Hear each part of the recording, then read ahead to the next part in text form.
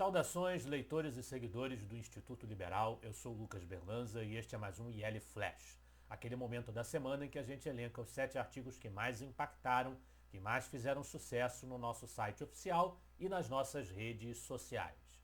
E hoje o nosso IL Flash começa com um artigo da Lexum. Lexum é uma organização de juristas, advogados liberais que defendem uma interpretação liberal na área do direito, que são defensores do Estado de Direito e, portanto, estão plenamente identificados com os princípios que o nosso Instituto Liberal defende e sempre defendeu. E um dos textos deles, que nós estamos replicando no Instituto Liberal, divulgando, reverberando a mensagem que eles muito oportunamente vêm reverberar no Brasil, figura já de início aqui no nosso IL Flash da semana. É o texto TikTok e Suprema Corte, os limites da justiça constitucional. Ele vai versar sobre o fato de que a decisão da Suprema Corte dos Estados Unidos, no caso envolvendo o TikTok, que gerou uma certa celeuma nos últimos dias, não é um julgamento sobre liberdade de expressão, como muitas pessoas afirmam, para desacreditar a medida, para contestar a medida. Acima de tudo, é um exame técnico, diz-nos o texto da Lexum, e constitucional de uma legislação aprovada pelo Congresso com apoio bipartidário que determinou medidas de desinvestimento devido a preocupações com a segurança nacional.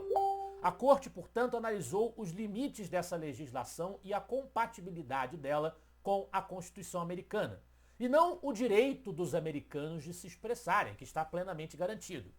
Os que criticam a decisão como um ataque à liberdade de expressão partem de uma premissa equivocada. No caso do TikTok, a lei não impõe censura, nem regula o conteúdo postado pelos usuários. Em vez disso, ela responde a uma preocupação específica: a relação da empresa controladora da plataforma, a ByteDance Limitada, com o governo chinês, que tem amplos poderes legais para exigir acesso a dados sensíveis coletados pelo aplicativo. O Congresso agiu diante de um risco tangível de espionagem e manipulação, conforme documentado amplamente nos autos, e não por uma questão do discurso que fosse circulante pelas redes sociais do TikTok pela vontade dos usuários. O receio era de espionagem.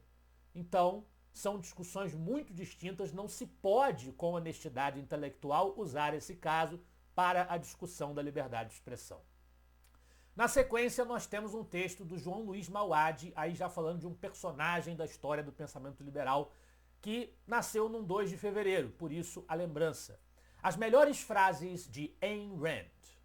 Ayn Rand, nascida em 1905, num 2 de fevereiro, como nós acabamos de dizer, e falecida em 1982, foi uma grande defensora da liberdade econômica, da liberdade individual, proponente da filosofia objetivista, uma filosofia que enaltece a conduta baseada no egoísmo racional, como ela chama, que seria um dos imperativos para a sobrevivência humana.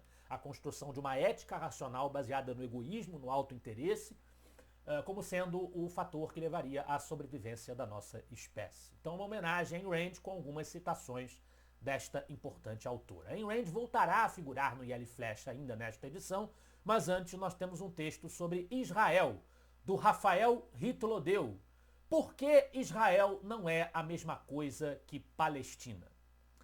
Esse texto traz uma série de argumentações de natureza histórica para mostrar os erros nas críticas dos opositores de Israel, dos defensores, muitas vezes até dos terroristas islâmicos do Hamas. E ele vai concluir que, face à misórdia das republiquetas de clãs e de golpes sangrentos em torno de si, Israel permaneceu como a única área democrática na região em que ela está. Sua cultura é a nossa cultura, diz o bom senso do observador sensato e moderado. Somos uma civilização de origem judaico-cristã em seus fundamentos éticos e religiosos. Mesmo o ateísmo ocidental só faz sentido diante desse background. Então nós temos que defender Israel dessas investidas que são feitas contra ela e daqueles que defendem a sua aniquilação, porque ela é um bastião das ideias liberais democráticas no meio do Oriente Médio. Voltamos a Ayn Rand com o texto do Luan Sperandio. 50 frases de Ayn Rand.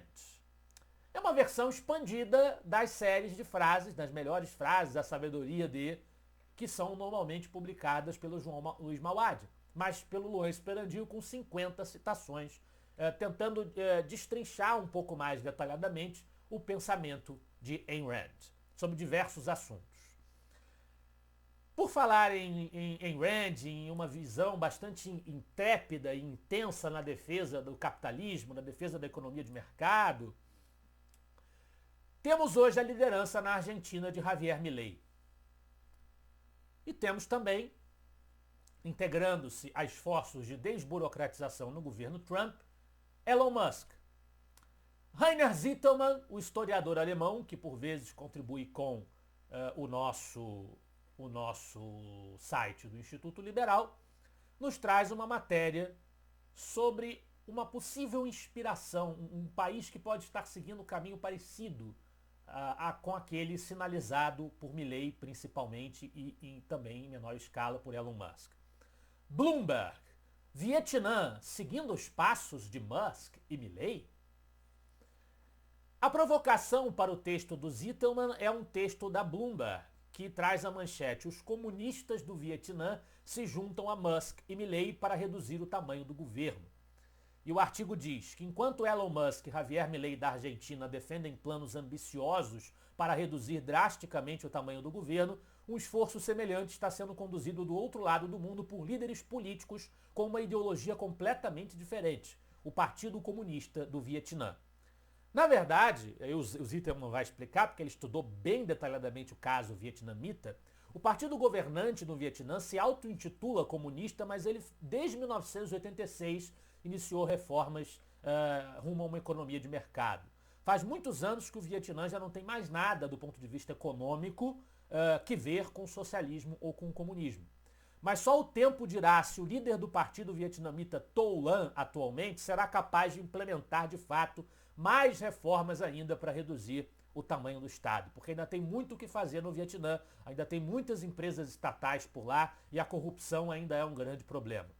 Portanto, nós podemos apenas esperar, diz o Zitelmann, que o Vietnã continue em seu caminho. Afinal, isso já resultou até hoje em uma diminuição substancial na proporção de pobres da população vietnamita, que despencou de quase 80% no início dos anos 90 para apenas 3% atualmente. De 80% para 3%. É realmente um número bastante impressionante. Mas tem o Partido Comunista que governa o Vietnã, ainda é um regime, portanto, com características não tão afeitas assim aos interesses de uma democracia liberal, e nós ainda temos no mundo, de maneira geral, um grande problema com autocracias, com ditaduras. E aí vem a reflexão do Roberto Rachevsky: ditadura é ditadura. Ele vai dizer que no Brasil nós já passamos por tudo que diz respeito a uma ditadura, as características básicas de uma ditadura, quando nós éramos governados por generais, a famosa ditadura militar que tanto se fala. Mas nós nunca vivenciamos uma ditadura exercida por togados, por milicos, por políticos, por burocratas, por policiais, capitaneada por uma organização criminosa. E isso, na concepção do Rachevsky, é o que está acontecendo agora, né? E, de fato, a gente não tem como negar que a nossa liberdade está muito reduzida e que o nosso sistema de governo está vivenciando uma verdadeira erosão do Estado de Direito, que preocupa imensamente todos os liberais que se prezem. É como o Rachevsky costuma dizer: ditadura é ditadura, não importa, mas umas são piores do que outras. Entre todas elas, eu prefiro nenhuma. Exatamente, é o que qualquer liberal que se preze deverá responder. Na liderança, por falar em autoritarismo do Supremo Tribunal Federal, do Judiciário, erosão do Estado de Direito, né?